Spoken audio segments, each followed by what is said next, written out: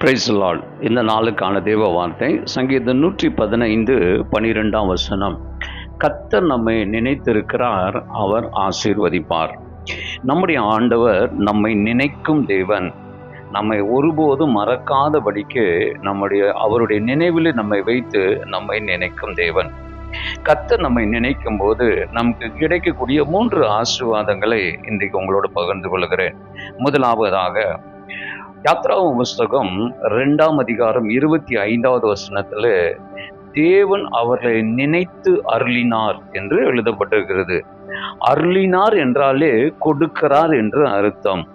நினைத்து அருளினார் என்றால் அவர்களுக்கு கொடுப்பதற்காக அவர்களை நினைக்கிற தேவன்.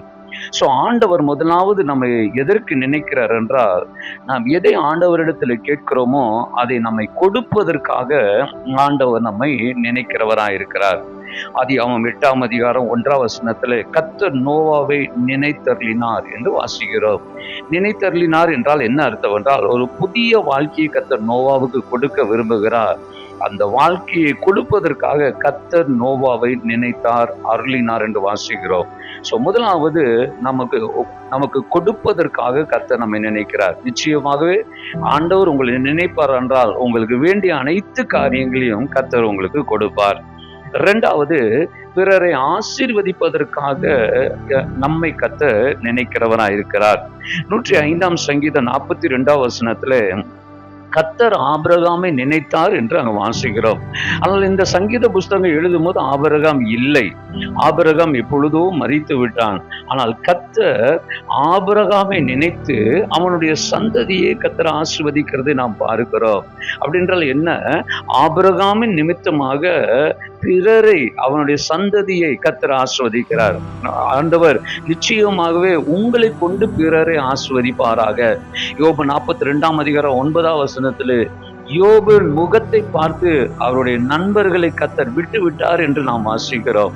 அருமையானவர்களே, உங்கள் நிமித்தம் அநேகர் ஆசீர்வதிக்கப்படுவார்கள். அந்த ஆசீர்வாதத்தினாலே கர்த்தர் உங்களை நினைப்பாராக.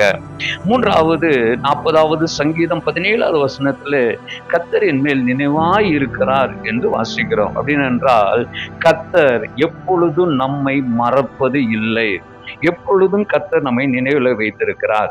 அதனால தான் ஏசாயா புஸ்தகம் 49ஆம் அதிகாரம் 14-15 வசனங்களை வாசிக்கும் போது நான் உன்னை மறப்பதில்லை என்று வாசிக்கிறோம்.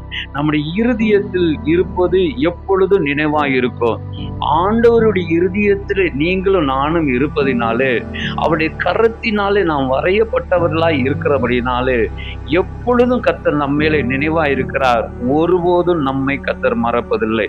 ஒருவேளை இன்றைக்கு காலவேளையில கர்த்தர் என்னை மறந்து விட்டாரா, கர்த்தர் என்னை கைவிட்டு விட்டாரா என்ற ஒரு கேள்வி நடுவில் இருப்பீர்கள் என்றால் உங்களுக்கு ஒரு நல்ல செய்தி சொல்கிறேன். கர்த்தர் உங்கள் மேலே நினைவாய் இருக்கிறார். God bless you.